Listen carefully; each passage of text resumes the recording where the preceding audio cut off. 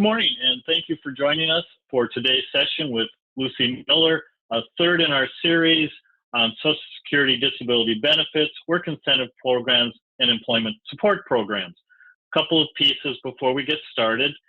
If you have questions, and as you may have seen as the slides were cycling, if you have questions, please put those in the Q&A box. If you have technical issues, put those in the chat box, although we're monitoring both, so if by chance technical ends up in Q&A or you have a question in chat, don't worry about it. We will bring it all together. As time is available at the end of the session, Lucy will answer questions. Those questions that we are unable to answer at the end of the webinar, we will provide answers to all of the questions that get answered during the webinar, as well as the unanswered questions, and those as well as the archived recording of today's session we will be posting on the Project E3 Community of Practice site. Also, in the last few minutes before we end the session, Jen will let people know how to apply for and obtain CRCs for this credit. So without further ado, here is Lucy.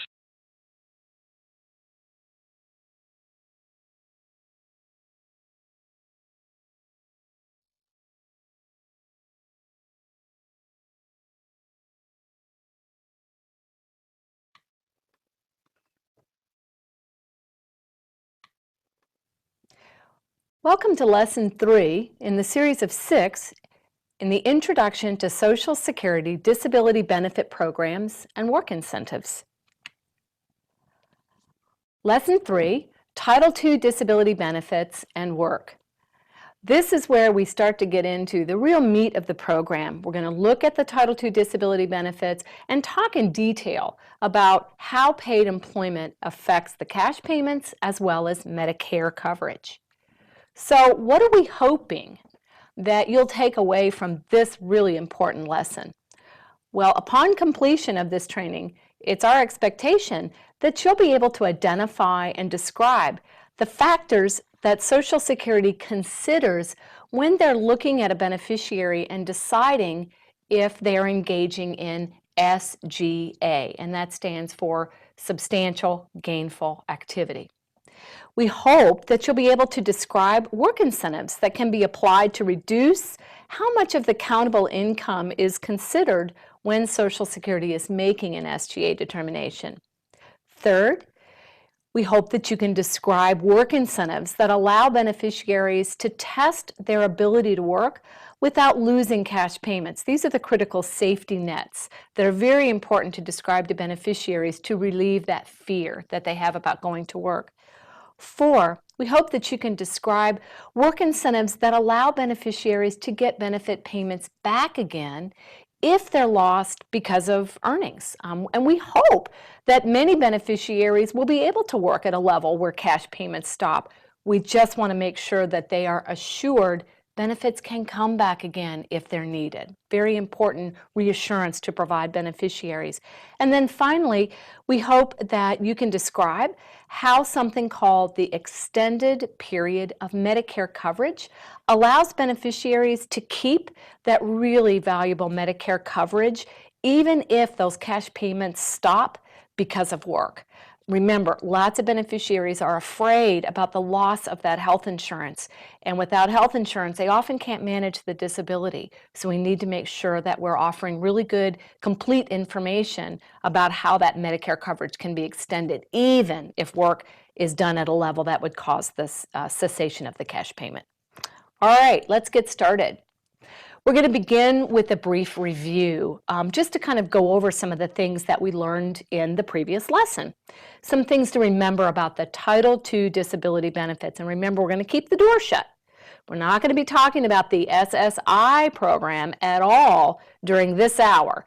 That'll be in the next hour. This is all about the Title II disability benefits. And remember, there are 3 different types of benefits under this umbrella program. SSDI, right, Social Security Disability Insurance, that's when you're collecting a benefit off of your own work record, the contributions that you made to the trust fund out of your own paychecks. Then we have CDB, that's Childhood Disability Benefits, and those are benefits paid for off of the number of a parent, right? for a certain select type of individual. You have to be over 18. Remember, your disability has to have been incurred before the age of 22, on and on. And then DWBs, remember the smallest group within this category that we really didn't go over. But if you do find one, these are folks who are collecting off of the work record of a deceased spouse. All right, Title II benefits, remember, are a form of insurance. Remember that the FICA payment that comes out of that paycheck, your parents' paycheck, your spouse's paycheck, that is your insurance premium. And that's going into the trust fund. And if you have insured status and you incur a disability and you meet the requirements, you get to collect that insurance payment.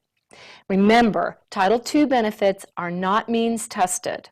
They are a wage replacement program, so your ability to earn and support yourself a living matters, but unearned income and resources are not relevant.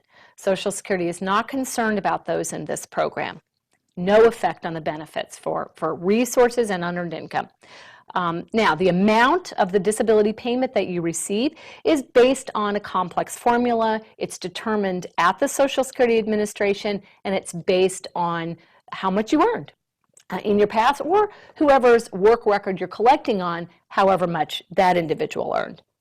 Now, the SGA guideline for countable earned income applies at initial application and forever onwards. And as a reminder, the SGA guideline, that number changes based on the year. So we haven't included those figures in this lecture, but we do provide charts that show you the current SGA guideline and the previous SGA guidelines all the way back to the beginning. And that is as a handout for this lesson. Make sure that you do print that off and take a look at it, because those guidelines are important. So let's understand the SGA concept, and people really misunderstand what SGA is. They tend to oversimplify it. It's really critical that beneficiaries understand that SGA is not just a number. All right, they get real fixated on this dollar figure, but it's way more than that, and that's good. All right, it's a decision. It's an evaluation. Social Security is looking at a human being, their ability to work and to earn, and they apply all kinds of criteria and concepts to make that determination correct and fair. And this is all good. It isn't just a number. So we want to steer people away from focusing on that SGA guideline to the exclusion of all of the other really important information that Social Security is gathering and evaluating during an SGA determination.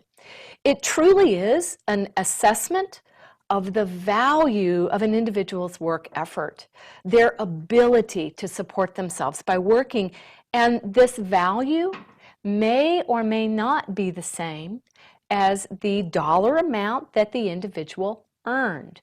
And I know that sounds confusing, but we'll explain some work incentives that will bring this whole concept of determining the value of someone's work into, hopefully clarify it and help you understand how Social Security does that.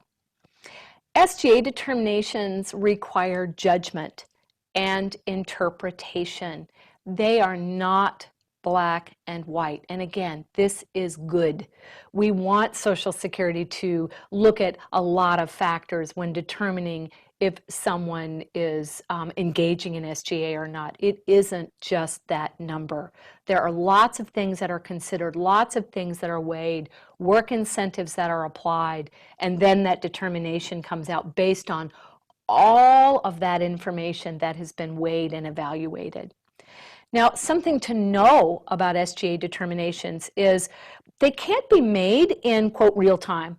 So if someone gets a job and they're working, and let's say their countable gross wages are high and they might exceed the SGA guideline, Social Security that initial month isn't going to say you're engaging in SGA. They have to let the individual work and earn a little bit to see. Is this person able to sustain this level of earnings? What is the true value of this individual's work? What are the countable earned income? Maybe not everything counts. See, lots of things have to be considered. And so this idea that you get a job this month and Social Security, determines you to be engaging in SGA the next day, it doesn't work that way. It takes time, all right? And again, this is good. This allows for multiple considerations, multiple factors to be taken into account when Social Security is looking at an individual, their work, their ability to work, the value of their work, and a multitude of factors. Again, this, although it makes things complicated and more subjective, all right, harder to explain perhaps, but this makes the whole determination process more fair, right? And the last thing to point out, only Social Security employees can make SGA determinations. Now, you may be referring individuals to your local WIPA provider, and the CWICs there will be helping beneficiaries look at their current or past work to estimate whether or not SGA is in evidence. But CWICs don't have the final say in that. CWICs understand the process, they can explain the process to the beneficiary and other stakeholders, and that's a huge value that they have. But they don't work for Social Security. They don't have the authority to say, you're engaging in SGA, okay? That has to be done by the Social Security Administration. The CWIC can advise, they can explain, they can clarify, but they are not the deciders. Only Social Security can make those determinations. So no matter who it is, that individual is going to need to report that work to Social Security, and Social Security employees will make that evaluation. So the concept of the SGA guidelines is really important. And these are amounts that are set every year that really determine, or they're about the value of the work, or it's what the value of an individual's work is compared against. That's a better way of saying that. So these are dollar figures. They are guidelines. We don't want you to get real fixated on black and white here. And they're different for various years. Again, we don't cover those amounts in the lecture component of the class. We do provide that as part of your handouts. It's really important that you print off that handout so that you can see what the guidelines are for this year and past years. Work performed in a given year is compared to the guideline for that year, the SGA guidelines. So if someone comes to a WIPA project and they performed work in 2015, then Social Security will look at the value of that work and compare it to the 2015 SGA guideline, not the 2014, 16, 17. It's very specific by calendar year. So that's why that chart is important for you to have. Now, Social Security isn't, again, just interested in a single month of work in most cases. They're really looking for a pattern of work. And when you think about what the SGA determination is all about, truly, in essence, it's about Social Security looking at a person, their ability to work, the value of their work, and making a determination about that person's ability to support themselves by working. Okay, that's really what this is all about, because the SSDI benefits, CDB benefits, they're wage replacement programs. So it's more than just a single month. That's why, another reason why making these determinations the minute after someone gets a job, that's impossible, because it's about a pattern. We're looking to see, do you have the ability to sustain this? It's more than just that 1 month and, a nickel over whatever the guideline is. It's much more complex. Now, something important to know, if you are receiving benefits based on statutory blindness, do you remember that last lesson we talked about being evaluated for benefits or found eligible for benefits as statutorily blind as opposed to other disabilities? There is a different SGA guideline for folks who are statutorily blind. So that's an important piece of information to know.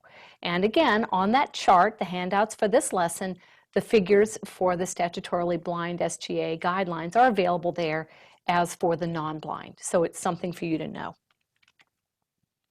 So when Social Security is making that SGA determination, they have a real live human being with work that they are doing or have done. What are all the things that are coming into that claims rep's head? What are they considering? What are those factors? What are the evaluatory concepts that that person is interested in? Well, here are two of them. Number one, they're looking to see whether there are circumstances that can reduce how much of that individual's earned income is going to count. It's a process, sounds very simple, that we refer to as determining countable earned income. There's a lot underneath that adds complexity, but remember there's all kinds of rules in these programs that allow beneficiaries in certain circumstances to deduct some of their countable income when Social Security is making this determination. You can see why we want to steer people away from focusing on that number, okay? It's a decision. Secondly, the length of time the beneficiary was able to maintain SGA level work is relevant, right? If someone tries to go to work and they try really hard and they're over, that SGA guideline for a single month or something, Social Security doesn't want to take away those valuable cash benefits. They want to see, are you able to sustain that? And these are things that are fair, right? That really are good that Social Security is considering. All right, let's focus in. We had the number one and number two on the last bullet. We're going to focus in on number one right here. How does Social Security determine countable earned income? So when a beneficiary's earned income is submitted to Social Security, they may not count all of those gross wages during the SGA determination. There are two really important provisions that the Social Security employee will consider when they're looking at that earned income and trying to figure out how much to count. Okay, these are specific work incentives, and they do have some interesting names, but they're really important that you learn the language of the Social Security work incentives.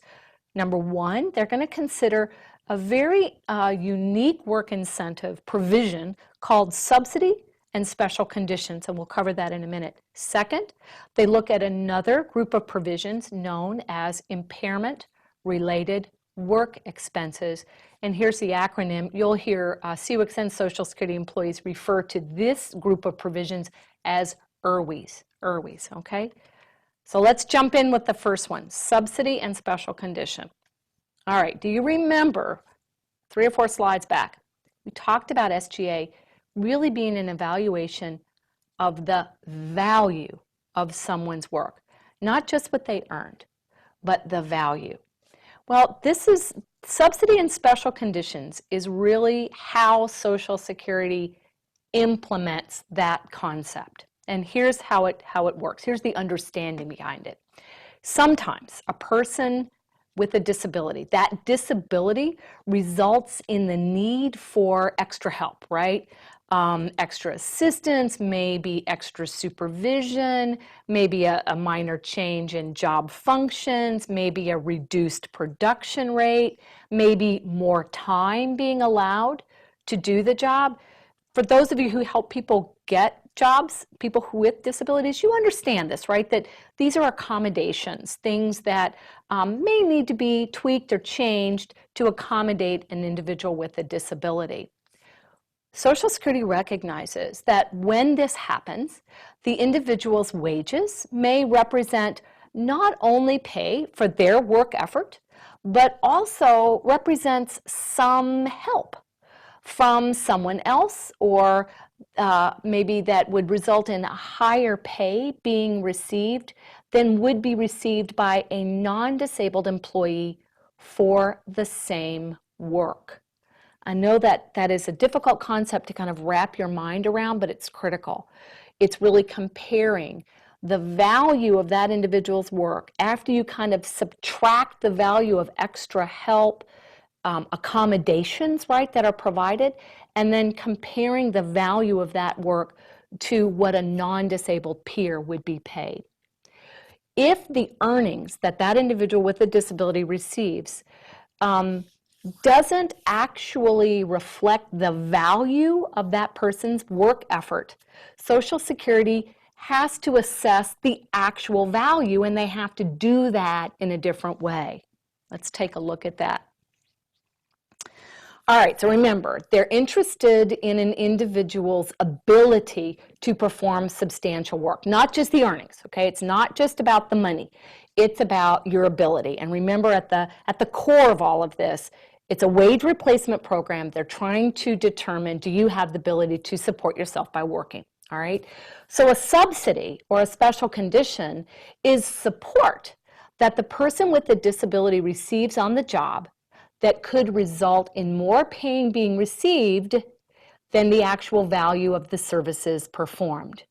Now, Social Security considers the value of these subsidies when they determine whether or not a person is engaging in SGA. The value of extra help or the higher earnings may be deducted from the monthly earnings when Social Security determines if work is SGA.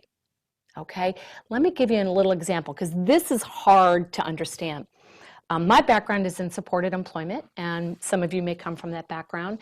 And I found a job, negotiated a job at a local factory. I'm from Louisville, Kentucky, and it was at a local factory. And this gentleman had a significant disability, intellectual impairment, and other conditions.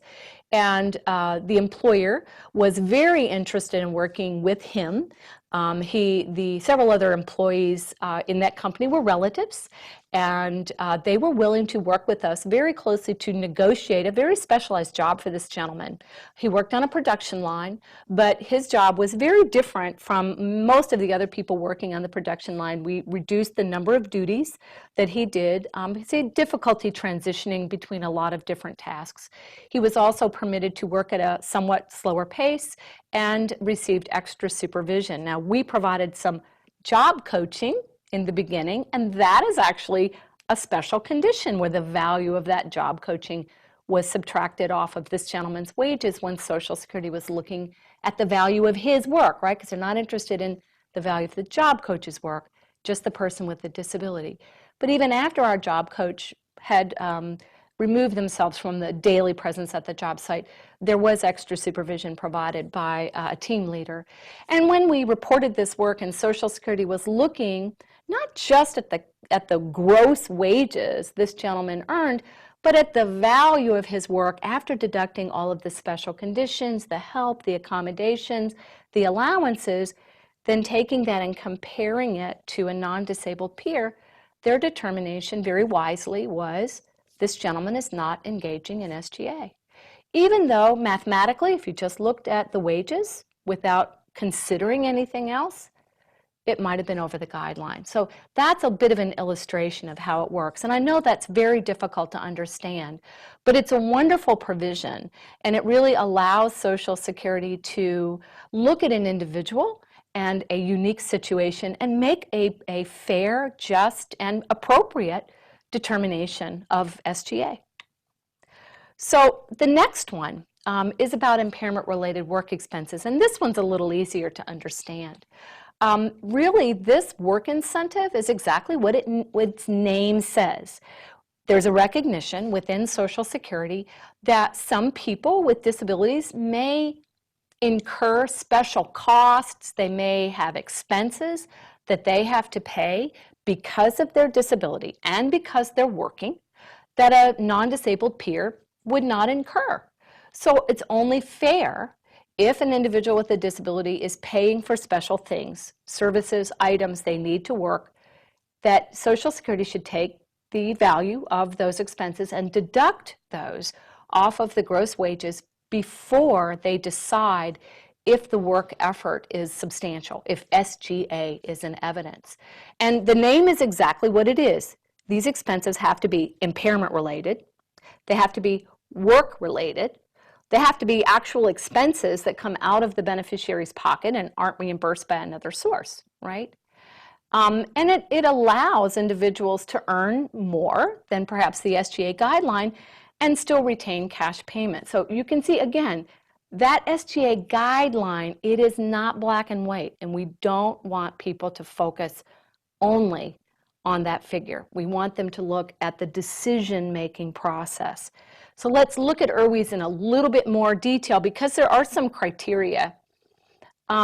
First of all, the expense has to be related to an impairment that the individual has or something that they're receiving treatment for. It doesn't have to be the primary disability of record, but it does need to be an impairment, a disability, a condition, something that is quantifiable and that the individual is receiving treatment for.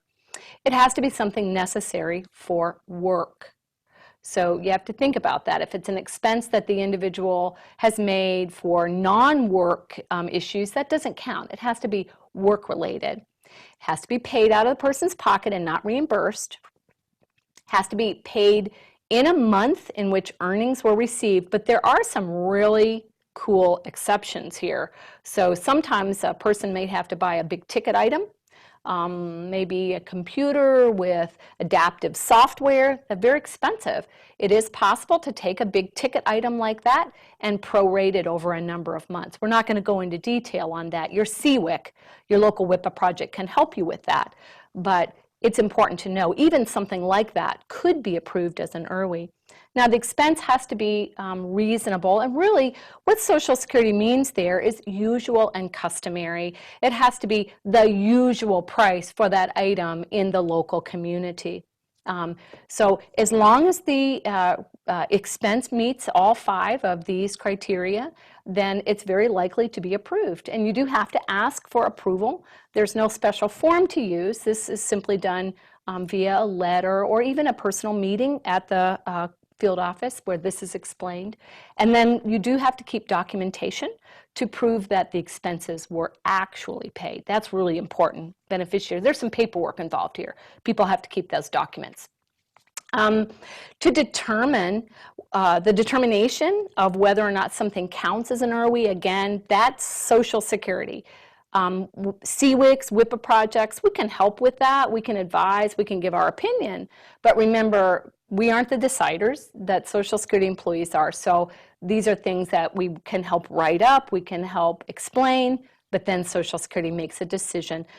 Typically, we request the determination in writing because if we don't agree with the determination, that is an appealable kind of event. And we do provide some sample IRWI request templates in the handouts. And the same thing with the subsidy. These are a little complicated. We wouldn't expect you to be writing this up. This is a good referral for a WIPA professional to assist with. And again, receipts, receipts, receipts. If the individual doesn't do the paperwork, you can't prove that you paid the expense. If Social Security deducted those off of earnings, then there could be a problem with that later on down the road if the beneficiary failed to keep the documentation. Again, CWICs can help the beneficiary understand what documentation to retain and provide support in that, but it's really important beneficiaries understand that. So the next thing we talked about early on is all the different things Social Security considers when they're looking at SGA. So the next group of considerations, the first one was how much to count, right? So we had subsidy, special conditions, and IRWIs. That goes into that decision about how much of that earned income are we going to count. So the next type of consideration is how long was the SGA level work maintained? So if the countable earned income was consistently showing over the guideline, then Social Security goes through a whole other decision-making process. Social Security doesn't want to take critical cash payments away from people who try to work at a significant level, and they're doing everything they possibly can do. They're doing exactly what Social Security and all the rest of us want, but it doesn't work out. And it doesn't work out because maybe it was just too much, that the disabling condition was exacerbated by the work, or the person really tried, but it just, because of the disability, the person wasn't successful. They weren't able to maintain that long term. Because of that, there is a provision that the claims reps consider when they're making SGA determinations called an unsuccessful work attempt, or UWA. Basically, this is an effort in which a beneficiary does substantial work. They get out there, they get that really good job, they give it a try. Maybe it's more than the SGA guideline, but the person isn't able to maintain it, meaning no more than 6 months, all right, so less than 6 months. And because of that person's disability, or maybe it's the removal of some special accommodations that was needed because of the disability, the person either wasn't able to keep the job, they had to quit, or maybe they had to pull back, they had to reduce their hours, they had to reduce the number of days, so that now those countable wages are below the SGA guideline. This is an important consideration. So if someone gives it a shot, it doesn't work out, 3 months, they gave it their best, they had to pull back or they had to resign, Social Security can look at that short period of time and say, you know what, that's not SGA. It's not SGA because it was an unsuccessful work attempt. We're just going to let that go. We're going to move on. All right, see, that's really fairness at play there. And you can see, again, it isn't just a number. It's a decision, okay? This is something that really makes sense in terms of we don't want to penalize people who are doing exactly what everyone wants. They want to work, they want to try, and it just doesn't work out. Now, what do we do when someone has that kind of job where maybe the countable earned income is up and down and up and down? And those of us, and yourself probably included, if you're helping people get jobs in like the service industry, that's really common, isn't it? You may have 1 month where you get a lot of hours, you may have the next month you don't. How does Social Security deal with that? Well, they have a whole set of rules that allows them to look at that kind of up and down wage history, and they can average it to see, are we seeing a pattern of work activity here? Are we seeing that this individual really is showing us the ability to support themselves by working? Now, averaging sounds really easy, but if you actually look at the regulations in Social Security's rule book about how averaging is applied, it's really complex. We're not going to cover it in any detail because it's too much. But it's important that you understand there is an accommodation for people that have that kind of pattern of wages. Now, if an individual is clearly showing that the value of their work is SGA, it's not going up and down, it's just staying up here, then averaging isn't necessary. If someone's, the value of their work is small, is low, and that's as much as they can do, averaging isn't necessary there either, because it's clear this person is not showing us that ability. It's only when those wages go up and down, where there's that fluctuation, where Social Security would apply this set of rules to try to figure out, you know, the value, consistent value of the work. It's only applicable at certain times and not others. We could literally spend 2 hours training you on averaging, so we're not going to go there. If you have folks that you have in jobs so their wages are going up and down, those are the kinds of folks that really should be getting some advice from a CWIC or WIPA project, just so they understand when Social Security is evaluating their work, how that will go. And again, SGA determinations, we don't make those. We're not the deciders. That is done at the Social Security office. All right, so now let's look at some of the things that Social Security beneficiaries come to us with, some of the concerns. So we've spent most of this lesson talking about how SGA determinations are made, and you can see that they're complex. But there are some additional provisions built into this program that allay fears, that can ease fears. And here are the most common concerns, and if you've been doing employment services for people with disabilities at any time at all, you've heard these concerns. So if I engage in SGA, will my benefits stop right away? People worry about that because, you know, maybe right away, do I have enough earnings to fully replace my benefits? And I want to be prepared, right? All of us would feel that way. Second, if I try to work at a substantial level, but it doesn't work out, let's say I do engage in SGA. I've got this great job and I'm going, and my benefits stop because I'm engaging in SGA, and then something happens. I come out of remission. I have an exacerbation of my medical condition, I have to pull back or I have to quit. What happens then? We want to make sure people understand how benefits can be reinstated. Will I lose my Medicare if I work at a substantial level? So even if someone engages in SGA, there are some protections, and let's take a peek at those because they're really important. So what are some work incentive programs or provisions built into this system, Title II disability benefits, that allow beneficiaries to test their ability to work before that critical cash payment goes away, right? So am I allowed to try it first to see how it goes? Yes. You're afforded something called the trial work period, or TWP. And this provides beneficiaries an opportunity to test their ability to work for a limited period of time, okay, while maintaining full benefit checks, no matter how much the beneficiary earns. So that's really, I mean, this is a promise that Social Security is making to beneficiaries, and this is a powerful promise.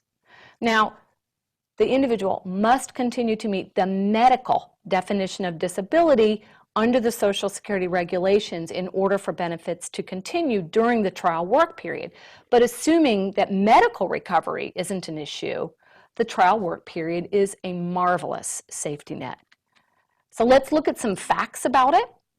Now, to even use a trial work period month, your gross earnings have to be over another dollar figure. Okay, that's called the trial work period guideline.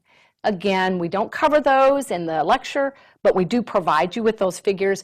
And just like the SGA guideline, those figures change year to year. So the chart will show you what the TWP guideline is for this year, last year, the year before that, so that you're clear on that.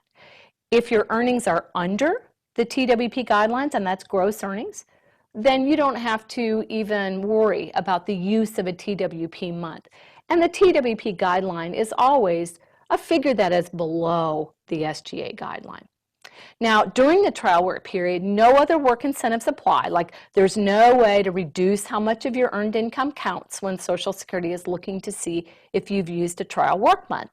All of your gross earnings count.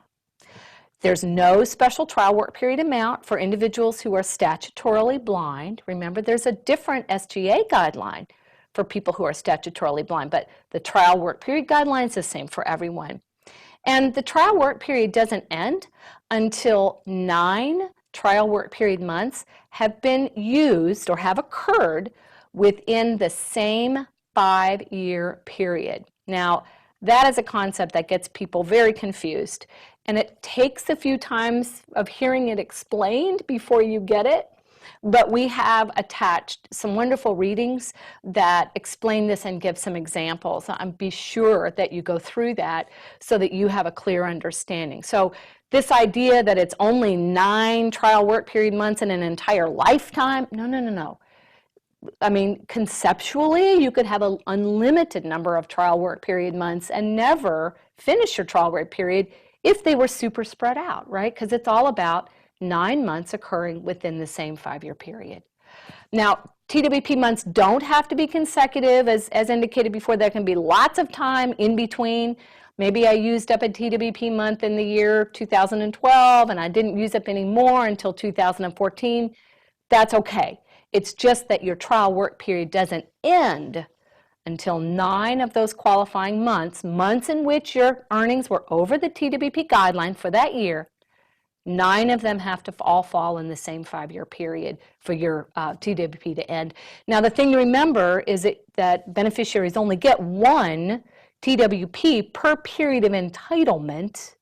But remember, it could be substantially more than 9 months. It's all about, how many months fell in the same 5-year period. When the trial work period ends, meaning all 9 months have occurred in the 5-year period, then it's over, and you don't get a second one in that period of entitlement. Okay, just something to know. It's a limited resource, right? So what are some other work incentives that allow beneficiaries to test their ability to work? Well, once the trial work period is over, Social Security is going to look at the beneficiary's job and their earnings. They're going to look to see if subsidy, special conditions, or IRWIs could be applied to reduce how much They're counting during the determination. And if it looks like the person is engaging in SGA, they send the individual a letter, but they still give you 3 more months to keep your check. It's called the grace period.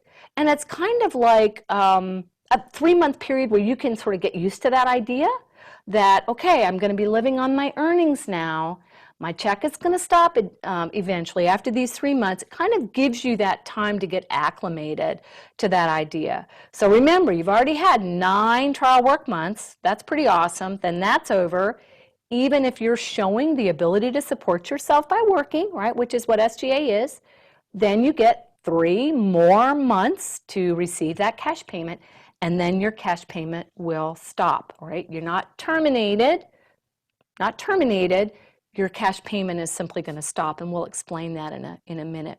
So 3 more months. So the good news, so even if you went back to work, earning over that SGA guideline right away, so I got this super awesome job and I'm making $60,000 a year and I maintain that level of wages, assuming you haven't used up any of your little work incentives before, cash benefits wouldn't stop for at least 12 months. That's a year.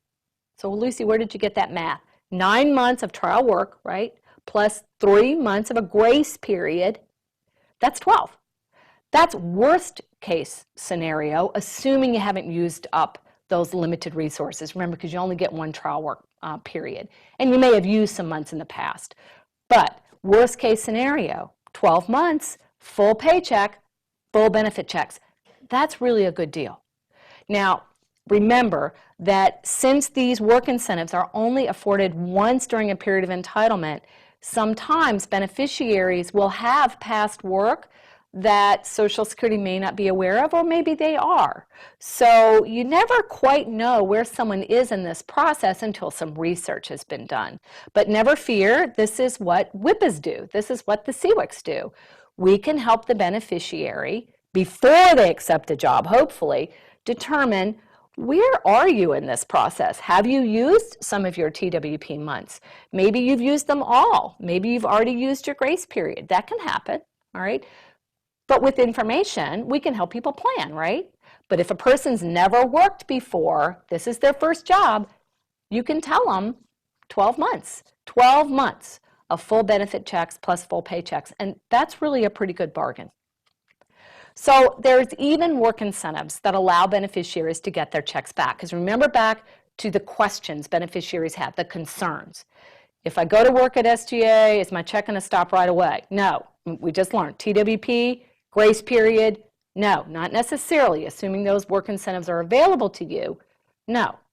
What's the next question? So let's say I work at SGA, my check stops, which is good, something happens and I need to get my check back again. What am I going to do? Remember, I said after your grace period, if Social Security decides you're engaging in SGA, if your check stops, you're not terminated, just ceased. All right, I know those words are hard to distinguish, but they're important. And Social Security language is a very precise language, and you can't substitute one word for the other. Termination and suspension are not the same. All right, so after the trial work period ends, Social Security gives you another safety net. It is a 3-year period after the end of the trial work, and those months are consecutive. It's just a 3-year period during which, if you work at a level that was determined to be SGA and your check stopped, if something happened during that 3-year period where you had to stop working or you had to reduce your wages so that it was no longer SGA, your check can come back again. And it's not a complex process. You notify Social Security. Typically, that reinstatement of your cash payment is very quick, like the next month or possibly the month after. But you're not going to be without money, for months and months. This is a wonderful safety net. Remember, it's called the extended period of eligibility, and it's a 3-year period. Here's some important facts on this slide. If you finish your trial work period, it starts. So once your trial work period ends, 9 months, right, in the same 5-year period, that next month the EPE begins, and that's a 3-year period. It is 36 consecutive months. So once it starts, you can't stop it. It's kind of like a runaway train, all right? Once it stops, it goes, and it's just 3 years. There's no way to bank months. And if your suspended benefits are reinstated, if your countable earnings fall below SGA, and that's the good part, right? That's what the EPE gives you. If you engage in SGA and your check stops during this 3-year period, the promise Social Security makes you is, we're there for you. If something happens, call us, come down and tell us.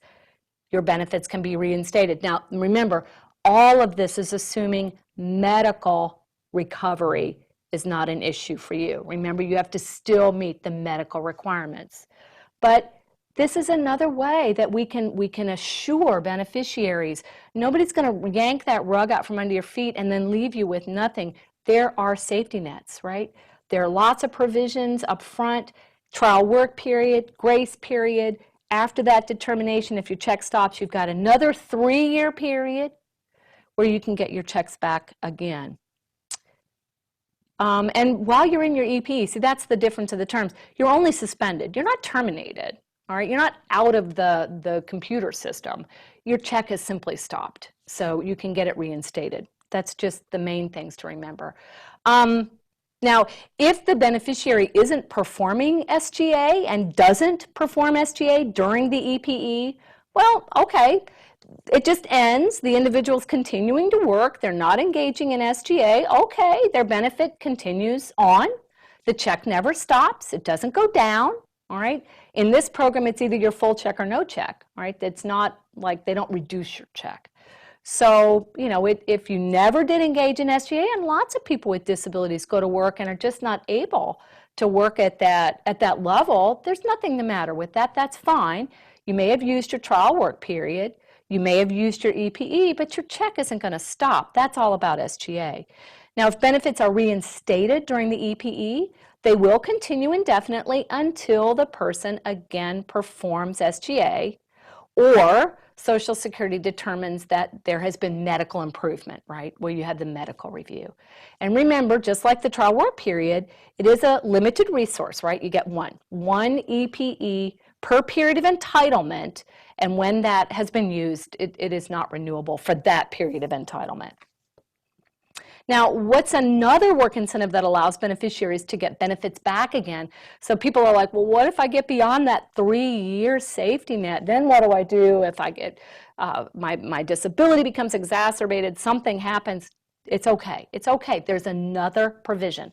It's called expedited reinstatement, or EXR. And it allows individuals who have terminated from benefits. Remember, you don't terminate during your EPE. You don't terminate until after that safety net has expired, all right? But if you're engaging in SGA and you get through that 9 months, the 3 months, the 36 months, you're going to be terminated from benefits. You're supporting yourself by working now. Something happens, you lose your job, you have to pull back. You can file for something called expedited reinstatement, and it is what its name says.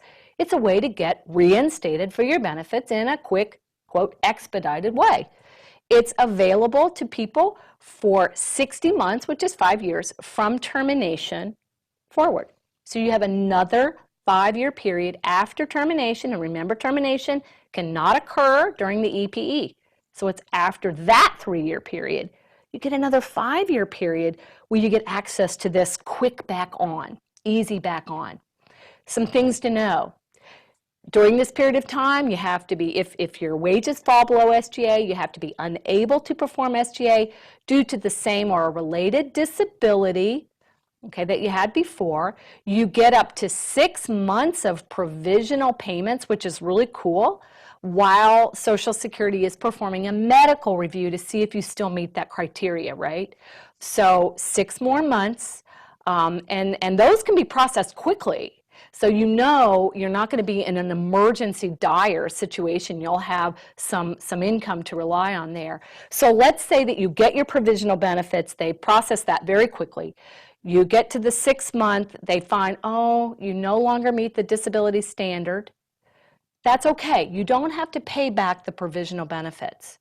Now, if you no longer meet the disability standards, you're not going to have benefits moving forward, but you still would have reaped the benefit of those provisional payments, and you don't have to pay them back. That's really a nice benefit. So see, again, more safety nets and more safety nets. The last safety net and the last question that beneficiaries ask is, tell me about my Medicare. People with disabilities, may have medical conditions that they simply cannot be without health insurance.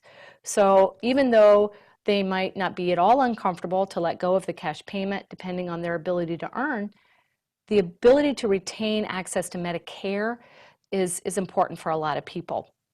Don't worry about that, because there is an extended period of Medicare coverage, and it allows beneficiaries to retain Medicare coverage. That's including premium-free Part A. If you know anything about Medicare, you don't pay a premium for Part A for at least 93 months. It's like 8 years after the end of the trial work period if your cash benefits are ceased due to employment. Now remember, if you're unable to engage in SGA, you work a little and your cash payments never stop because of SGA, your Medicare is not going to stop. When you're entitled to a cash payment, it hasn't stopped because of work, your Medicare continues uninterrupted. The EPMC is a safety net for people who work at a level where their cash payments stop, okay, which is the ultimate goal. We want that, assuming a person can replace their benefits by working. And this is a guarantee that your premium-free Part A will continue. Now, you can continue your Part B, right, which is the regular doctor's visits, and even Part D, which is prescription drug, but you're going to have to pay those premiums. You've been paying them all along, but you would have to pay those premiums now. But you can keep that. And there's even a way to keep your Medicare after this period. That's where CWIC would help you with that. But you can actually buy into Part A. You probably didn't know that, but you can. So you can see there's lots of good news to relay to beneficiaries. We outlined their major concerns, and they are very legitimate concerns. You need to know what those concerns are and follow the material in this lesson to help address those concerns that beneficiaries express when they're thinking about work or pursuing work. Because we want to plan ahead. We don't want someone to be unprepared for the cessation of the cash payments. All right? We want them to be prepared. We want people to know what's going to happen. Now, this is a general overview. There's more to this. Remember, a 1-hour lesson isn't going to make you an expert, and you don't need to be. Know where your experts are. There's lots of complication that we didn't cover in all of this that a CWIC can help explain, and individual circumstances vary. So there's going to be lots of customization that a CWIC can do to make sure that a beneficiary is clear about what's going to happen. Remember that you've got a ton of additional resources in the lesson. Be sure to scan those. You have some suggested readings and then some additional supplementary materials, links to a bunch of websites, excerpts from the CWIC training manual, all of that available. And then the next lesson, lesson 4, is going to be an overview of the SSI program. The SSI program includes some complications that the SSDI, CDB, DWB programs don't have. So we have an extra lesson on that. And then lesson 5 will move into the effect of work on the SSI cash payment. So on to the next lesson. Thank you. Thank you, Lucy. So now, Heidi, I think we'll have time for a couple of questions.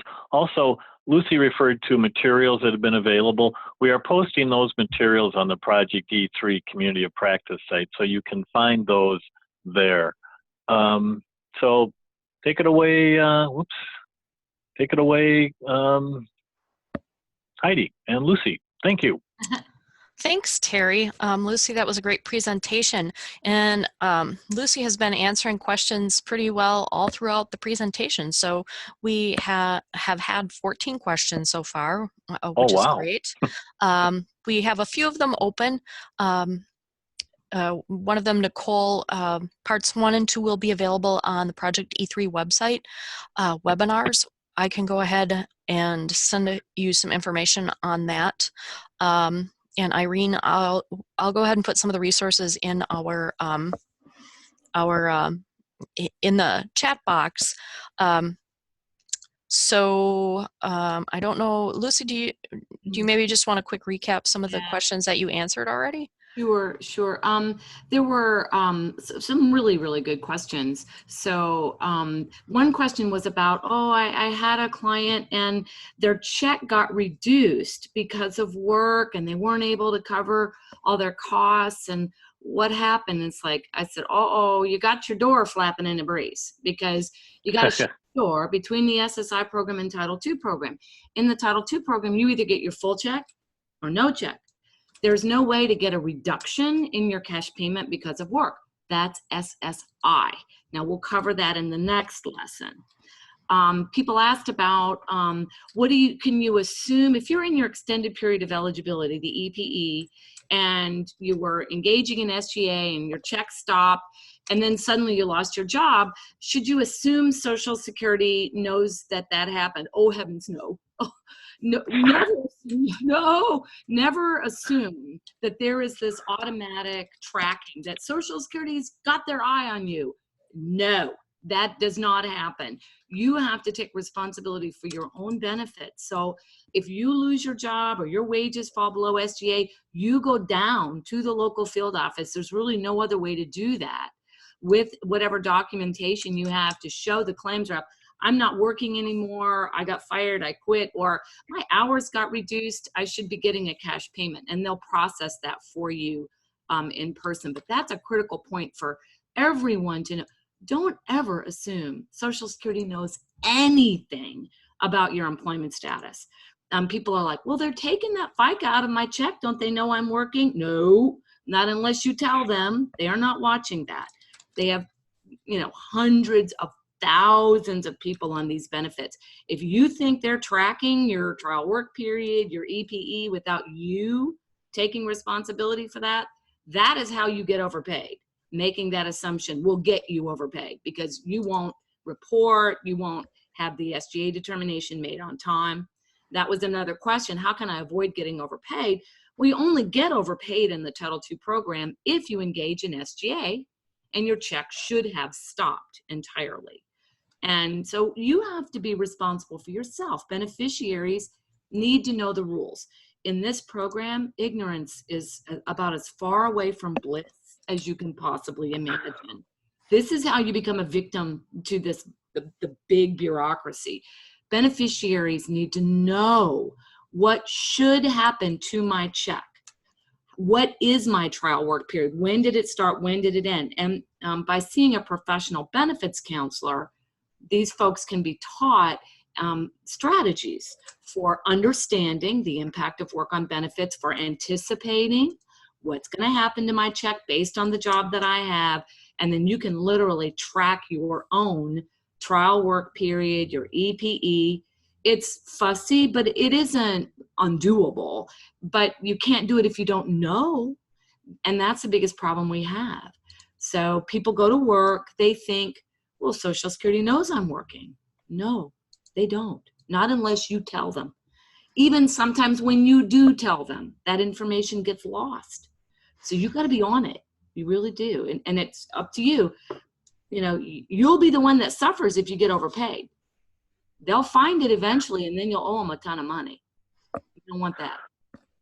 Great. Thanks, Lucy. Just a couple minutes, and then maybe if you can stay on for a couple minutes after the top of the hour.